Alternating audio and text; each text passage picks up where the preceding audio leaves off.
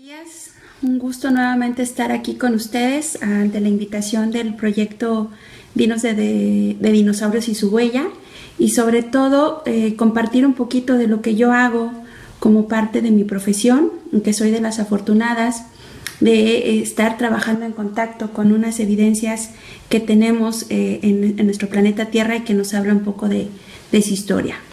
Me voy a presentar. Mi nombre es Feliz Aguilar. Yo soy investigadora del Instituto Nacional de Antropología e Historia, radicando aquí en la ciudad de Saltillo, Coahuila. Mi formación soy bióloga egresada de la Universidad Nacional Autónoma de México e hice mis estudios de maestría en ciencias biológicas con especialidad en sistemática, que es una de las áreas que tiene la biología para entender un poco el pasado de la vida, y en este caso entra ahí la paleontología. Pues es que nosotros hicimos ahí mis estudios, en este caso en el Instituto de Geología de la UNAM, y actualmente estoy realizando mi tesis de doctorado en la Universidad de Zaragoza en España, haciendo un doctorado en geología, lógicamente también especializándome en paleontología. Para comentarles un poquito por qué hacemos esto de la paleontología, bueno, yo originalmente estudié la biología porque a mí me interesaba entender toda la complejidad que tienen estos ecosistemas, sobre todo entender cómo esos ecosistemas se establecieron en algún lugar, porque cómo es posible que en la zona sur de nuestro país tengamos un tipo de vegetación y, por ejemplo, acá en el norte tengamos unas zonas áridas y semiáridas. Entonces, conforme nosotros vamos entendiendo cada una de las características que tiene en este caso nuestro territorio nacional, vamos viendo que tiene que ver con condiciones físicas, el ambiente, la geografía y por supuesto las barreras tanto físicas que se van estableciendo. Y lógicamente, para entender cuándo se establecieron estas condiciones, pues por más que nosotros analizamos los ecosistemas actuales, pues tenemos que ver hacia el pasado. Y afortunadamente pues existe esta ciencia que es la paleontología, que a través, en este caso, de las evidencias que se encuentran resguardadas en las rocas, pues nosotros podemos entender un poco cómo esos organismos llegaron a habitar ahí. En este caso, incluso con otras herramientas que tenemos dentro de la geología y de otras disciplinas, pues podemos entender que el planeta Tierra también ha ido cambiando. En este sentido, pues por eso yo dije, bueno, si yo ya soy bióloga y yo quiero entender más allá esas características y sobre todo la distribución, es decir, qué barreras me están indicando que por ahí esos organismos pueden habitar, pues de alguna manera yo decía, tenía que irme hacia el pasado, es entender esas líneas, esas formas en que esos organismos pudieron pasar y en este caso llegar a nuestro país. Entonces de esa manera yo me acerco a los fósiles, pero pues los fósiles son una diversidad de formas. Hoy, claro, ya nosotros cuando vamos a ver un museo, vemos documentales o leemos libros, vemos que hay una diversidad de formas en cuales los organismos se pueden conservar en las rocas, y que es ese proceso por el cual se conservan se llama fosilización. Entonces la fosilización va a depender de muchas características, muchas tienen que ver por el mismo organismo, el ambiente en donde este organismo se está depositando y todas las reacciones químicas y físicas que suceden en el ambiente para que eso quede preservado en las rocas y posteriormente nosotros los lleguemos a recuperar. La paleontología en sí es una disciplina relativamente reciente, por así decirlo, comparado con otras. Es hasta finales del siglo XIX que se establece cada una de las herramientas y técnicas con las cuales nosotros hacemos su estudio, y lógicamente conforme van avanzando tanto la biología como la geología, que son esas ciencias hermanas que van acompañando a la paleontología, pues lógicamente las herramientas que se van adquiriendo para entender y hacer los estudios de los fósiles pues se van enriqueciendo. Entonces hoy en día no nada más es de que nosotros vayamos al campo, sino nada más también tenemos que hacer todo un registro de información cuando nosotros hacemos esta recuperación de los materiales, y a través de nuestras notas de campo, nuestra libreta de registro, hacemos toda esta toma de datos. E incluso cuando hacemos los equipos multidisciplinarios, pues cada uno, dependiendo en este caso del análisis que va a soportar para poder entender el pasado de esa región, pues vamos a tener que tomar tanto las muestras con las medidas específicas para ello. Cuando nosotros recuperamos un fósil, es un fósil que nos está dando una evidencia de un momento en particular de esa región. Por eso no importa que sea chiquitito, como el que aquí yo tengo, que es una evidencia de un equinodermo que encontramos por aquí en Coahuila, o incluso podemos encontrar algo mucho más grande como nosotros vemos en los museos, como pueden ser restos de dinosaurios o de mamut. Entonces, en este sentido, pues nosotros vamos adquiriendo todas esas herramientas para hacer esa recuperación y, lógicamente, dependiendo de nuestra disciplina, pues hacemos el uso de las técnicas adecuadas para ello. Entonces, no es lo mismo hacer la recuperación de este material, donde nosotros, usando nuestros ojos, distinguiendo entre las rocas, los vamos revisando y los vamos etiquetando y colocando en bolsas con sus respectivas notas de información, en este caso, las coordenadas en donde nosotros lo encontramos, el lugar como se llama o como lo llama la gente que vive cerca del lugar, y por supuesto qué otras rocas están asociadas o incluso con qué otros fósiles lo tenemos que tener. En cambio, si nosotros recuperamos materiales más grandes, como pueden ser los huesos de un dinosaurio o los huesos de un mamut, entonces pues vamos a requerir técnicas más específicas, donde nosotros incluso para poder hacer el registro de cómo está ubicado, hacemos nuestra traza de la retícula para que espacialmente nosotros lo estemos ubicando, ¿no? En qué posición estaban esos huesos, qué tanto estaban inclinados, e incluso si estos se veían encima unos de otros, ¿no? Porque hay veces que la idea que en los documentales pareciera que el esqueleto tal y como murió el organismo lo vamos a encontrar. No quiere decir que no lo encontremos, afortunadamente sí hay esas excepciones, pero también hay veces que estos materiales, por los procesos que van a dar para que se acumulen, muchas veces van a quedar encima de otros. Entonces imagínense que estuviéramos jugando a los palillos chinos. Entonces vamos a tener que hacer toda una técnica específica para que primero quitemos un material encima, lo cubramos para poderlo transportar al laboratorio y posteriormente continuamos con la siguiente pieza. Lógicamente implica mucho trabajo, mucha paciencia, aquí no es de desesperarse, y por supuesto usar todos nuestros sentidos. Lógicamente la vista es uno de los elementos más importantes porque eso nos ayuda a distinguir, y dentro de nuestra formación aprendemos a distinguir perfectamente los fósiles de lo que no son. Y la otra muy importante también tiene que ver incluso con el olor, ¿no? Con el color, porque lógicamente también algunas de estas características nos van a dar pauta un poco para poder entender qué fue lo que sucedió ahí. No quiere decir que se guardan los olores originales, sino que simplemente por las reacciones químicas nosotros ahí tenemos minerales derivados de eso, ¿no? Entonces, si por ejemplo queremos saber que en ese lugar hubo un pantano, pues lógicamente vamos a encontrar minerales que van a indicarnos esas condiciones casi carentes de oxígeno y que por lo tanto lo vamos a tener ahí. Entonces eso es algo muy importante cuando nosotros hacemos esa recuperación. Por eso les comentaba, cuando nosotros recuperamos los fósiles, hacemos todo el registro de información para que nosotros podamos hacerlo. Incluso si, por ejemplo, en ese mismo sitio donde nosotros estamos recuperando material se encuentran restos de plantas, pues también dependiendo del tipo de estos fósiles, pues vamos a utilizar las técnicas adecuadas para ello, ¿no? Entonces pueden ser que recuperemos fragmentos grandes o incluso únicamente las impresiones de las hojas o de las flores, o por ejemplo si nosotros queremos recuperar el polen, porque afortunadamente también el polen se conserva, pues nosotros vamos a tener que usar ciertas técnicas para eliminar contaminación de lo que está ahí. Entonces cada una de las técnicas y lógicamente de las ramas que nosotros hacemos dentro de la paleontología va a tener sus elementos para nosotros hacer la recuperación.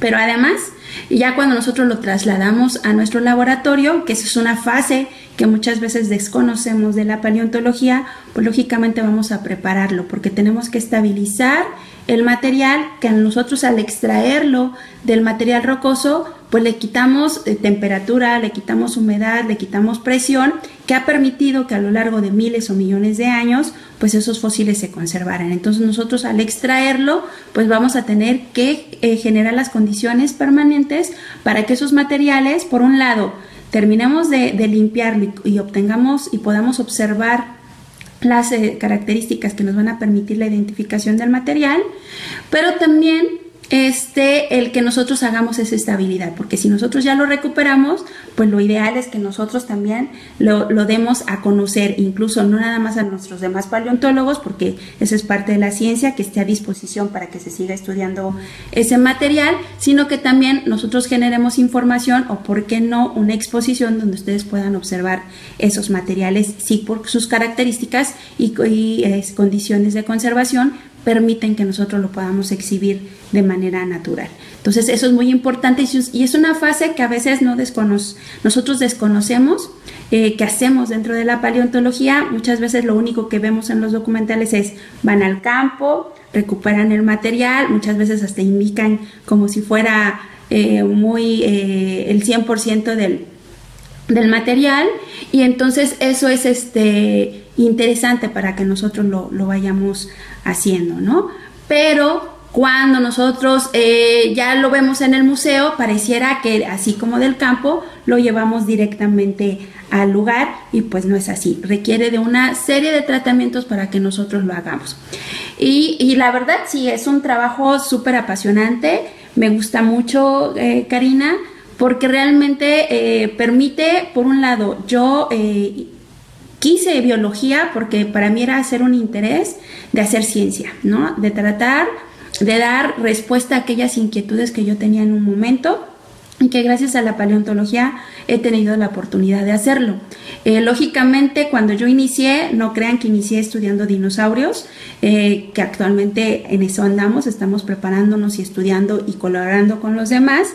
Y entonces va uno adquiriendo herramientas con las cuales podamos seguir complementando esto. Entonces, por ejemplo, yo inicié con plantas, aprendí a diferenciar esas plantas, a ver de qué manera nosotros teníamos que extraer de manera adecuada esos materiales, cómo prepararlos, e incluso muchas veces distinguirlos, porque también dependiendo del tipo de plantas es lo que nosotros podemos hacer. Y por el otro lado también prepararlos para que se conserven y nosotros lo podamos estudiar. Hoy que trabajo acá en el norte, pues lógicamente fue aprender a distinguir los huesos o los restos de los dinosaurios, porque como les comento, no vamos a encontrar los esqueletos completos, o no la mayoría de las veces. Entonces tenemos que hacer toda esa distinción para ello. Entonces es un reto, siempre es muy emocionante, y sobre todo la gente a veces nos dice que nosotros ya tenemos la vista súper entrenada, porque simplemente caminamos sobre un sitio y siempre estamos encontrando algo, ¿no? Siempre vemos algo diferente para que nosotros digamos por ahí vamos a encontrarlo. Entonces esa es la parte interesante. En nuestro país, ¿quiénes financian las investigaciones? Que es una pregunta que por aquí me hacen. Pues bueno, tiene que ver cómo nosotros como paleontólogos trabajamos aquí en México. En México nosotros estamos adscritos ya sea a universidades, principalmente a instituciones de investigación, o en mi caso, en este caso, al Instituto Nacional de Antropología e Historia, algunas veces a museos. Estos museos ya ven, básicamente tienen un apoyo ya sea municipal o gubernamental, y entonces a través de nuestros proyectos de investigación que planteamos, pues damos toda esta serie por un lado, planteamos la pregunta que queremos responder, o sea, no nada más es decir voy a ir al campo y voy a buscar fósiles, sino simplemente tenemos que plantear una propuesta de trabajo, una inquietud que nosotros queremos responder. En este sentido es entender un poco, aquí en Coahuila sería el pasado del Cretácico en el cual habitaron los dinosaurios, e incluso, ¿por qué no?, los dinosaurios que habitaron aquí, que es básicamente lo que también hacemos acá. Y a partir de ahí establecemos cada una de las actividades que van a estar involucradas, ¿no? Que va desde la fase de campo, la fase de laboratorio, por supuesto la fase de investigación, que esa fase de investigación pues implica no nada más hacer la lectura de lo que ya está publicado, sino muchas veces incluso ir a colecciones donde nosotros tenemos que comparar lo que estamos colectando. No crean que nada más es ir, mira, se parece a esto, y entonces yo ya digo qué es esto, sino que tenemos que entender medidas, igual cosas que pudieran alterarse al momento de que esto se fosilizara. Entonces tenemos que descartar cualquier aspecto que pudiera alterar la información, y por supuesto entendiendo de que son organismos biológicos, pues que tienen una variabilidad tanto en talla, ¿no?, como en peso, y por lo tanto no porque esté más grande o porque esté más chico implica que sea una especie nueva. Entonces nosotros tenemos que tener mucho cuidado en este sentido para que nosotros evitemos cualquier problema cuando nosotros hagamos la identificación. Entonces eso es lo que nosotros hacemos. ¿Cuál es la importancia que tiene la paleontología? Por un lado, nos están hablando de poder entender cómo fue el pasado de nuestro planeta Tierra. Ese planeta que para nosotros pareciera que no le pasa nada, aunque claro, nosotros sabemos y hemos escuchado la palabra cambio climático, sabemos que de repente hay más lluvias, hace más frío o hace más calor, entonces muchas veces decimos qué es lo que está sucediendo. Entonces lógicamente cuando nosotros queremos entender cómo es que funcionan los ecosistemas, cómo es que las poblaciones de los animales y de las plantas se comportan ante cualquier cambio, ¿no? Siempre se nos ha dicho que un grado más o un grado menos va a afectar la distribución e incluso la reproducción de los organismos o incluso las concentraciones de oxígeno o en el caso de los marinos, la concentración de químicos que estén presentes y disueltos ahí. Entonces, lógicamente, para poder entender qué es lo que está pasando, pues tenemos que ver hacia el pasado. Y gracias a eso, a través de la paleontología, podemos entender cómo ha ido cambiando, ¿no? Por eso, por un lado, nos da la información. Y además, a nivel evolutivo, pues nosotros vamos a poder entender de qué manera fueron cambiando y bajo qué condiciones o qué características motivaron a que esto cambiara. Y otro de los aspectos que actualmente también tratamos de entender es un poco la cuestión de los cambios de distribución, o sea, qué fue lo que alteró. Hoy en día para nosotros el término tectónica de placas, la deriva continental, pareciera que son muy comunes y que no tienen por qué cuestionarse. Esto es algo relativamente reciente que se aceptó. Entonces, lógicamente, los fósiles fueron una de las herramientas importantes para decirnos que nuestra superficie terrestre no es homogénea, sino está dividida en placas. Estas placas se mueven y que algunos de estos movimientos los sabemos porque hay terremotos, hay temblores o hay actividad volcánica y que, por lo tanto, todos esos cambios va a haber un cambio en la distribución tanto de lo que ocurre en el mar como lo que ocurre en la Tierra. Entonces, por eso es la importancia de la paleontología, ¿no? Porque nos está dando una idea de qué fue lo que sucedió en el pasado, pero que esto puede suceder porque esto es algo repetitivo, esto es algo que se comporta, porque al final de cuentas el planeta Tierra es un planeta dinámico, ¿no? ¿Qué hacemos? ¿Hay especies de fósiles endémicas de nuestro país? Sí, sí. Hay que entender un poco que, bueno, ahorita nosotros, México ha ido cambiando, ¿no? Y que lo que hoy conocemos como México fue diferente en otro momento, ¿no? Entonces, para esas características, algunos de los fósiles que se han recuperado solamente se han encontrado en esta parte del territorio y algunas veces sirven para indicar que en otras regiones también se puedan encontrar. ¿De acuerdo? Entonces sí hay especies, por lo menos por así decirlo, endémicas, siempre y cuando no se encuentren en otro lado. En el caso particular de dinosaurios, hay especies que hasta por el momento solamente se han registrado en estos territorios, ¿no? Como lo que es el Belafrons coahuilensis, que es un dinosaurio pico de pato, o el Coahuila-Ceratops magna cuerna, que es un dinosaurio ceratópsido, ¿no? Entonces sí. ¿Qué cualidades tenemos que tener nosotros como paleontólogos? Pues bueno, yo creo que como todo, tener la curiosidad, tener por un lado esa inquietud de buscar respuestas a lo que nosotros queremos, ¿no? Para poder entenderlo, pero también saber distinguir qué es lo que yo puedo hacer, ¿no? Por ejemplo, para campo yo tengo que tener un buen entrenamiento para poder distinguir la roca del fósil, ¿no? Y lógicamente eso te lo va dando la práctica, pero lógicamente vas aprendiendo poco a poco a dónde distinguir. La otra, lógicamente, el que tú te interese caminar, entender todo lo que está pasando en ese lugar y sobre todo el que tú puedas hacer toda una serie de conexiones de lo que te estás viendo en campo para lo que puedas estar viendo en laboratorio.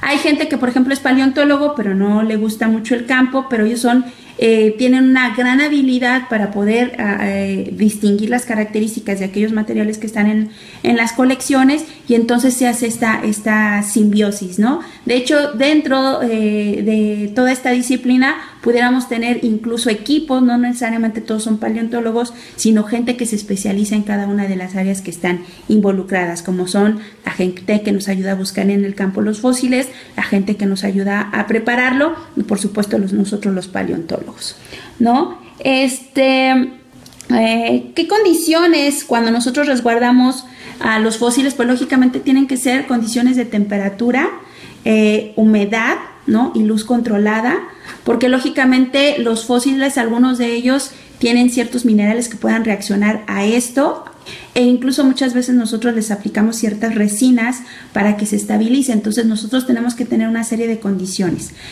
bajo este sentido. También, lógicamente, tiene que tener un lugar de seguridad que implique no estarlo transportando y moviendo a cada rato. Lo ideal es que si ya establecemos una colección, ahí permanezca, y sobre todo se tengan las miras de que esto va a seguir creciendo, porque si es una institución de investigación, pues lógicamente los proyectos se van a seguir generando, nosotros vamos a seguir yendo al campo y lógicamente vamos a traer más material. Entonces, lógicamente ese material tiene que estar ahí, ¿no? Entonces, por lo regular, cuando hablamos de qué condiciones, pues es temperatura más o menos ambiental, 25 grados, no una humedad relativa muy abundante. Entonces, eso es lo que tenemos que hacer. Cuando se encuentran o cuando nosotros encontramos los materiales, nosotros estamos siendo responsables de que lo que nosotros estamos obteniendo en campo, o sea, esta piececita así chiquitita, tiene que quedar en un lugar resguardado, porque esta evidencia de lo que yo estoy haciendo tiene que dar pauta para que yo, aquella investigación que esté generando, tenga la prueba física de lo que yo esté hablando. De que no Felisa dijo, bueno, en tal lugar de Ramos Arizpe se encontraron unos erizos de mar, ¿no? Y que entonces ahí ese era un lugar somero y por lo tanto esos eran límites de costa. Entonces tiene que haber esa evidencia de, ok, ¿y con base en qué Felisa Aguilar lo dijo? O sea, ¿nada más fue al campo y lo vio? No, tiene que haber esa evidencia, y en este caso los fósiles son esa evidencia junto con mi libreta de campo donde yo estoy redactando y registrando toda esta información. Entonces, todo fósil debe y debería de ser, ¿no?, depositado en esa colección. Muchas veces cuando nosotros vamos al campo, y a lo mejor algunos de ustedes en sus localidades tienen esa oportunidad, es que se encuentran estos fósiles. Lo ideal es que ustedes los reporten, ya sea a alguna oficina del INAH, que nosotros por normatividad tenemos esa obligación de poder responder a estos hallazgos, o bien a una universidad o incluso un museo que tenga este departamento, para que ellos hagan la recuperación adecuada de los materiales y por supuesto en dichos lugares se resguarde la colección, ¿no? Y por ejemplo aquí, ¿qué me inspiró a mí ser paleontóloga? La verdad, como les comentaba, esa inquietud de poder responder. En mi caso fue decir, bueno, ¿qué pasado tan interesante puede haber en el planeta Tierra? Y entonces, es decir, yo quiero buscar en esos archivos que tienen nuestro planeta para poder entenderlo. Y en el caso particular de México, ¿qué fue lo que ocurrió? He tenido la oportunidad de conocer diferentes yacimientos y por supuesto pues de que uno se apasiona para poder entender y la verdad es increíble los paisajes que ahorita vemos. Entonces cuando nosotros vemos los fósiles e imaginar y a través de esos análisis cómo eran esos paisajes, ¿no? ¿Sí es difícil ser mujer y ser paleontóloga? No. Todos tenemos las mismas habilidades y las mismas oportunidades para ello.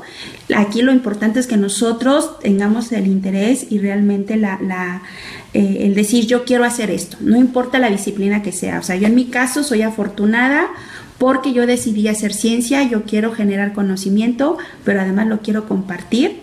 Y que incluso de alguna otra manera dentro del instituto tengo que abarcar otras áreas, ¿no? No nada más es ir al campo, recuperar los fósiles y describirlos. En mi caso también tiene que hablar un poco de informarle a la comunidad, a ustedes, de que los fósiles son patrimonio de todos nosotros y que es importante que todos colaboremos para su protección, y que esos fósiles nos están hablando del pasado de nuestro territorio, y por lo tanto es obligación de todos nosotros y voluntad de todos nosotros para poderlos conservar. Entonces esa parte también ha sido emocionante para poderlo hacer, ¿no? Entonces todos tenemos esa capacidad de hacerlo, no tiene que haber una distinción de si somos hombres o mujeres, todos tenemos esas habilidades, actitudes y aptitudes para hacerlo, ¿no? ¿Qué herramientas utilizamos cuando nosotros hacemos, ¿no? Las prospecciones? Pues como les comentaba, nosotros utilizamos información, en este caso particular, es donde nosotros podemos encontrar los fósiles, en rocas. ¿En qué tipo de rocas? En las rocas sedimentarias. Y esa información, afortunadamente, los geólogos ya la han hecho, entonces nos generan mapas donde nosotros podemos estar viendo en qué lugares de nuestro país se encuentran rocas sedimentarias, y en el caso particular de qué temporalidad, pues ellos ya nos indican, bueno, en tal zona tenemos rocas del Cretácico tardío y son de origen terrestre, o bien son ambientes marinos y son de Jurásico. Son información que ellos van teniendo dependiendo de la identificación que ellos están haciendo por el tipo de rocas que están encontrando, y por lo tanto, entonces, si yo quiero verificar eso, pues programo mi prospección, hago mi recorrido y hago esta situación. Entonces, básicamente, nuestras herramientas son el mapa, nuestro martillo de geólogo y por supuesto nuestra vista. En las películas a veces nos pareciera que nada más con un georradar o con algún detector pudiéramos encontrarlo. Eso no es así, no es tan sencillo como pareciera o como nos lo plantean. En México se están haciendo este tipo de estrategias para algunos yacimientos que se pueden, sobre todo para los del Pleistoceno, para todo lo que tiene que ver con el mamut. Pero por ejemplo los georradares, que son los que nos dan esas lecturas, exactamente nos dan una lectura de decir algo hay ahí, ¿no? Algo diferente al resto de las rocas que están ahí es que está presente. Entonces no es tan fácil de que me dé todo el esqueleto del mamut y entonces ya pueda ver de qué punto a qué punto voy a excavar, sino simplemente me va a dar esa lectura. Entonces yo ahí voy a hacer, ahora sí que voy a corroborar esa hipótesis, y entonces parto de que ahí es lo que nosotros tenemos para hacerlo, ¿no? Pero, por ejemplo, es difícil cuando las rocas tienen un gran contenido de mineral, sobre todo minerales metálicos, porque el georradar va a tener un error de lectura. Entonces yo, por ejemplo, ese tipo de herramientas no lo voy a poder utilizar aquí en Coahuila, porque me van a dar lecturas erróneas, entonces simplemente no lo puedo ocupar. Además de que implica un terreno que estuviera plano, y por ejemplo, si nosotros recordamos lo que les comentaba del movimiento de la Tierra, pues muchas veces estos terrenos se van inclinando, van teniendo fallas, entonces lógicamente yo no voy a tener un terreno plano para poder utilizarlo. ¿Cómo hacemos para datar los fósiles? Bueno, nosotros, tanto geólogos como paleontólogos, establecimos una manera, digamos, relativa de hacerlo, que es la menos costosa, que fue establecer la escala del tiempo geológico, y es cuando nosotros nos referimos a, bueno, este fósil pertenece al Mesozoico, o bueno, particularmente al Cretácico. Fue un calendario, una medida de la forma en cómo nosotros estábamos encontrando los fósiles, ¿no? Desde aquellos, por así decirlo, más sencillos, los menos complejos, y es por eso que tenemos el Paleozoico, hacia las partes más, digamos, complejas, que sería, por así decirlo, para el Cenozoico. Lógicamente, cuando aparecen los, ahora sí que nosotros ya podemos estudiar los minerales radioactivos, tenemos una manera de entenderlos, y que incluso ellos nos van a estar indicando una temporalidad, es que se afina este calendario. Y entonces afortunadamente nosotros podemos decir ahora que, por ejemplo, el Paleozoico inicia hace 570 millones de años y que termina aproximadamente hace 280. Entonces, esas medidas, conforme nosotros lo vamos haciendo, pues se va enriqueciendo, y nosotros vamos precisando la edad de los fósiles. A lo mejor ustedes, el elemento radioactivo que más han escuchado es la famosa datación de carbono 14, que es algo que se usa comúnmente, sobre todo en arqueología y en algunos materiales del Pleistoceno, porque la temporalidad máxima que nos va a dar es de 50,000 años, ¿no? Entonces nosotros tenemos que buscar otros minerales radioactivos o otras estrategias para hacer la datación para que nosotros podamos hacer esa cuantificación. Pero si no, lo que nosotros utilizamos es aquellos, como les digo, esos intervalos, ¿no? Entonces vamos a hacernos referencia a ellos como, bueno, eso es del Cenozoico o, bueno, si podemos precisarlo, incluso del Cretácico, del Pleistoceno. En mi caso, el último, y que voy a responder a 2 preguntas, el fósil más grande que he encontrado fue una excavación que nosotros hicimos gracias al reporte de una persona que nos dijo, es que yo vi algo muy raro, parecen ser vértebras y que estas vértebras están unidas y que pareciera que va más algo allá.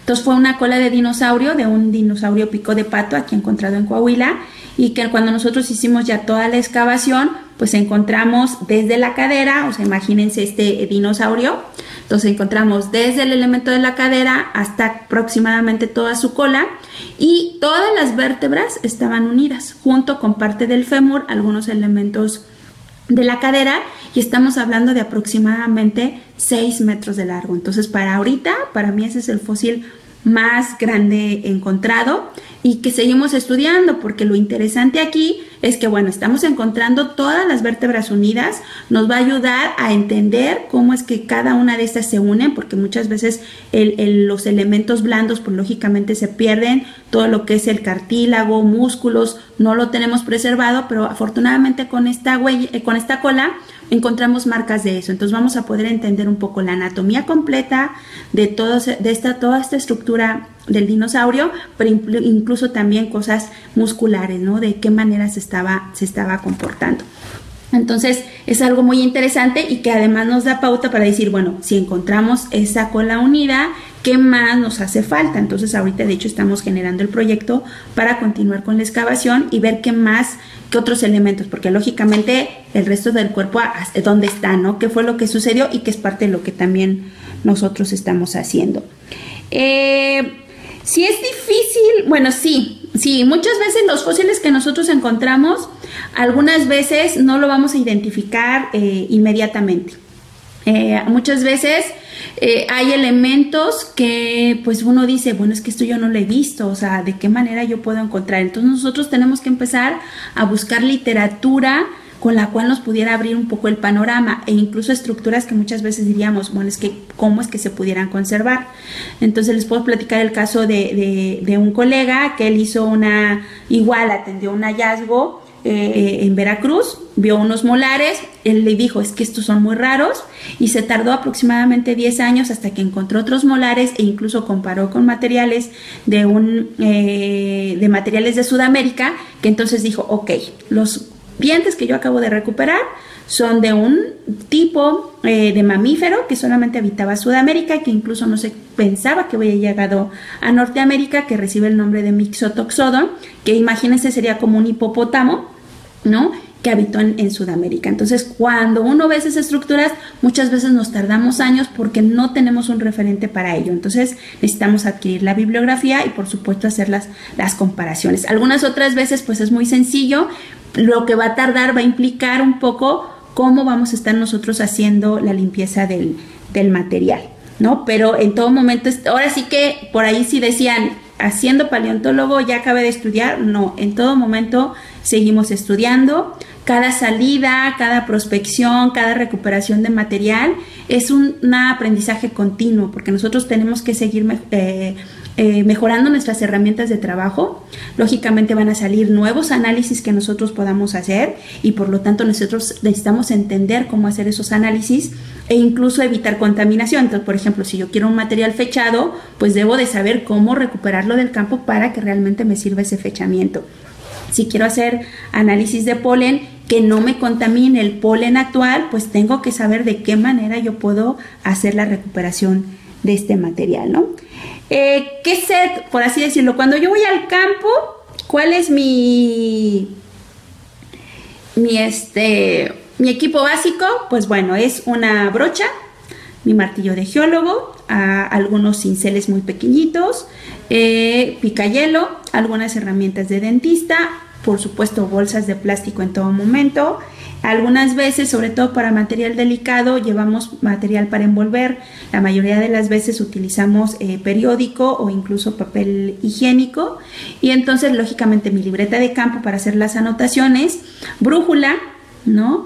El GPS, ¿no? Que ahorita ya es un término muy común. Cuando yo estudié era así como que, vamos a usar un GPS para poder obtener las coordenadas. Antes lo teníamos que hacer con los mapas y haciendo toda una medición e incluso los puntos de acceso, ¿no? Entonces, ese es nuestro equipo básico, ¿no? Y lógicamente, para nosotros estar en el campo, pues lógicamente nuestros pantalones, nada que ver con la imagen que nos pintan de pantalones cortitos, o por lo menos no acá, porque lógicamente vamos a tener vegetación adaptada al desierto que muchas veces tiene espinas. Entonces, pues lógicamente, además las temperaturas, desgraciadamente no todas las veces podemos salir en climas como ahorita que está fresco, sino que muchas veces nos tocan temperaturas muy altas, entonces tenemos que salir cubiertos, blusa de manga larga, nuestro paliacate y por supuesto el sombrero y nuestro bloqueador solar, ¿no? Entonces, y comenzar a recorrer, esto es una estrategia para hacerlo. ¿En qué consiste la datación de carbono 14? Bueno, nosotros cuando consumimos alimentos estamos consumiendo una serie de moléculas de carbono. Unas de ellas son, por así decirlo, radioactivas. Entonces, estas se van acumulando en nuestros dientes, en nuestros huesos, y llega un momento en que cuando dejamos nosotros de consumirlo, ¿no?, esa forma radioactiva empieza a descomponerse en algo más estable, que sería el carbono 12. Entonces, cuando nosotros hacemos una relación de cuánto tenemos de carbono 14 a cuánto de carbono 12, pues entonces podemos establecer la temporalidad. Por eso les decía, la temporalidad, para que todo el carbono 14 de un cuerpo se descomponga a carbono 12, pues sucede aproximadamente unos 50,000 años, ¿no? Ese es nuestro rango, ¿no? Entonces, para ello, lógicamente, necesitamos hacer un análisis del diente o del hueso, y que lógicamente, si nosotros nada más recuperamos un diente o un fragmentito de hueso, pues muchas veces no vamos a poder hacer el análisis, porque pues perderíamos completamente la evidencia. Entonces, en el caso de los fechamientos radiométricos, todas las muestras son destructivas, entonces ahí nosotros tenemos que tener cuidado, porque pues necesitamos tener la evidencia, ¿no? No podemos descartarla. Entonces, esa es la parte importante. Por eso es que este tipo de técnicas de fechamiento se van mejorando, y algunas veces ya no va a ser necesario destruir todo el material, sino nada más tomar una muestra. Hay programas en el que nosotros involucremos a los jóvenes. Sí, bueno, lógicamente en los museos, ¿no?, hay la oportunidad, cuando sobre todo son los talleres de verano. Yo los invito y si no, pues entonces igual solicitarles a ellos. Yo creo que aquí también tiene que ver una forma de que nosotros solicitemos a la gente, nosotros queremos esta información, entonces podamos nosotros solicitar en esos espacios que se haga esa oportunidad para ello. Entonces, yo creo que sí hay que hacerlo. En el caso particular ya de nosotros como jóvenes interesados en hacer ciencia, afortunadamente también hay programas que nos motivan a nosotros, sobre todo en bachillerato y en licenciatura, a que tengamos un acercamiento con algún investigador. Entonces se llama así el programa del verano científico. Entonces yo igual les invito a que vean este tipo de programas. De hecho, yo llegué de esta forma al Instituto Nacional de Antropología e Historia en un verano de la ciencia, donde me dio la oportunidad de saber si realmente quería hacer yo investigación, y eso es algo interesante, ¿no? Porque nos quita un poco esos mitos que pudiéramos tener alrededor de algo que nosotros... Una disculpa, anda aquí fallando el internet. Bueno, es difícil encontrar un fósil. Pues ahora sí que, como en todo, es un producto, por más hoja al azar y todo esto, pues vamos a tener que tener la paciencia. Muchas veces a la primera no vamos a encontrarlo, porque incluso las rocas son no están muy erosionadas. Afortunadamente igual la erosión nos ayuda a encontrarlos. Entonces tenemos que tener mucha paciencia, y algunas veces cuando nosotros lo que queremos encontrar, por ejemplo, es un fósil de un dinosaurio, y muchas veces no encontramos el fósil de un dinosaurio, sino encontramos otro tipo de fósiles, pero entonces estamos abiertos ¿no? Entonces no crean que en toda campaña vamos a encontrar, no, hay veces que simplemente son campañas de exploración, campañas de decir sí, aquí tenemos, no, aquí no tenemos, porque muchas veces igual esos mapas geológicos nos dan una idea. Nosotros nada más lo estamos verificando y si lo confirmamos, pues entonces a partir de ahí planeamos ya estrategias de excavación o de ya investigación más a fondo, ¿no? ¿Cómo es que murieron los dinosaurios? Bueno, en el caso particular de los dinosaurios, hay muchas hipótesis. La más conocida para todos nosotros es la del impacto del meteorito, pero lógicamente, como ustedes han visto, han encontrado más evidencia que también nos dice, bueno, tiene que haber muchas causas. Yo creo que aquí no nada más fue una sola la causa, sino que tiene que saberse que hay diferentes causas para algo. Entonces, incluso puede haber enfermedades dentro de las poblaciones, no quiere decir que todos los dinosaurios, sino posiblemente una familia o un tipo de especie. E incluso también estamos hablando que no nada más el meteorito cayó, la Tierra también se estaba moviendo, las placas tectónicas se estaban moviendo y ya lo que antes formaba Pangea se estaba completamente ya no estaba unida, entonces muchos de los continentes que hoy conocemos estaban comenzando a establecer. Entonces eso también nos tiene que dar pauta de decir, bueno, va cambiando la temperatura, va cambiando la humedad, lógicamente van a cambiar las plantas, las mismas plantas ya no van a alimentar a los mismos herbívoros, los herbívoros pues ya no van a tener que comer y por supuesto los carnívoros tampoco, ¿no? Entonces es una cadena de eventos que pudieron haber sucedido, a lo mejor no todos al mismo tiempo, ¿no? Entonces eso tenemos que tenerlo claro. Entonces conforme nosotros encontremos más evidencia podemos decir, bueno, en el 66 millones de años fue cuando tal especie de dinosaurio se extinguió, ¿no? Nosotros hablamos de que a los 65 millones de años ya no hay registro más allá de los fósiles y es por eso decimos que eso desapareció. Y de hecho, cuando hablamos de que sí es la extinción más grande, no, incluso la extinción donde desaparecen los dinosaurios no es la más grande, porque no todos los grupos desaparecen, ¿no? Ahí tenemos, pues bueno, los mamíferos fueron los afortunados las plantas con flores también fueron las afortunadas algunos peces, por supuesto las tortugas, cocodrilos, ¿no? Tiburones. O sea, estamos hablando que ciertas especies pudieron sobrevivir a eso, sino simplemente algunos factores estaban afectando a estos grupos que se habían especializado tanto, ¿no? Entonces tenemos que estar abiertos y seguir escuchando esas propuestas, porque eso es lo bonito de la ciencia. No todo está escrito ni nada es la última palabra, sino simplemente se va incrementando, se va corroborando, se van planteando nuevas hipótesis y lógicamente con nuevas herramientas y nuevas evidencias podemos confirmar o incluso proponer otras cosas. Híjoles, ¿cuántos fósiles yo he encontrado? Pues perdería la cuenta, ¿no? Porque no nada más es de hacerlo. Imagínense, yo comencé siendo estudiante de biología, ahí me tocó encontrar muchas plantas, lógicamente durante de la maestría, pero entonces no, ahí sí yo les mentiría si les dijera un número exacto, pero es afortunado el que uno con estos ojos pudiera seguir encontrando más cosas. ¿Cómo es que nosotros sabemos encontrar los fósiles? Bueno, aquí, como les comentaba hace rato, son dos vías, ¿no? Una podría ser los proyectos de investigación donde yo a través del uso de mapas geológicos voy a poder saber en qué lugares voy a encontrar rocas sedimentarias de tal temporalidad y por lo tanto yo voy a ir a ese sitio porque yo quiero responder a una pregunta sobre ese sitio o sobre una temporalidad o sobre un grupo.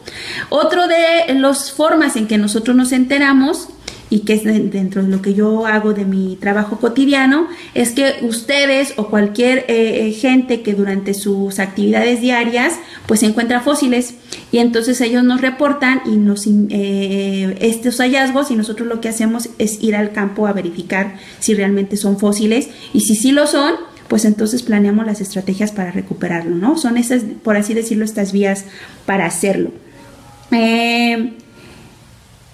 ¿Qué pasa si lo encuentran y no lo reportan? Pues simplemente pues va a quedar ahí con ustedes, ¿no? Algo que pudiera generarse información, algo que nosotros nos pudiera indicar algo sobre la historia de un lugar, pues simplemente pues ahí va a quedar, ¿no? Eso es parte de cuando nosotros decimos, ay, bueno, mejor no lo reporto porque me lo van a quitar o simplemente va a pasar algo, pues simplemente ahí queda, ¿no? Tú te lo estás quedando, está quedando en un lugar, vas a tener una idea de lo que puede ser, pero lo que más pudiéramos saber de la pieza, ¿no? Del fósil, del lugar, de la historia del lugar, ¿no? Pues se va a perder.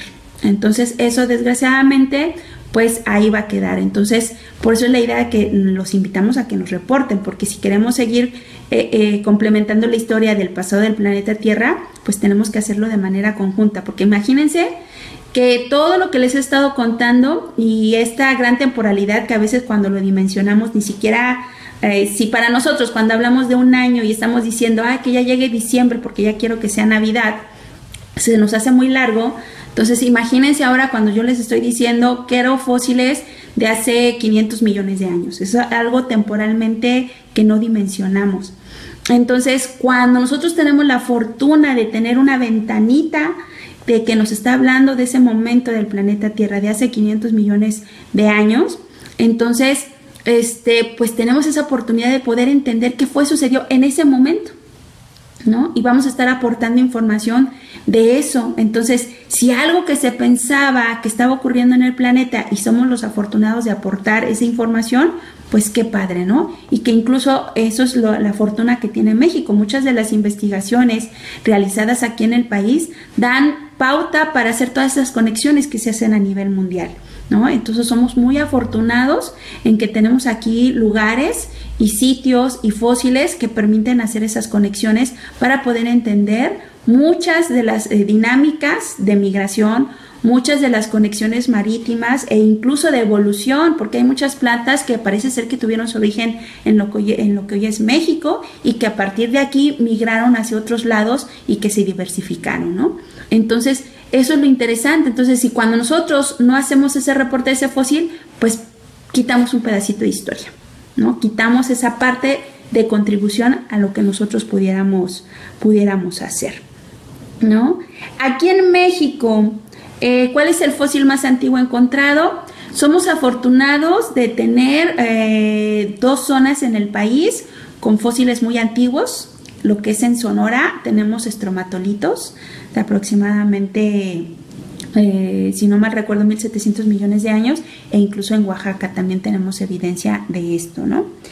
El fósil más que yo he encontrado, pues hasta ahorita nada más la cola del dinosaurio, que estamos hablando de al menos 72 millones de años.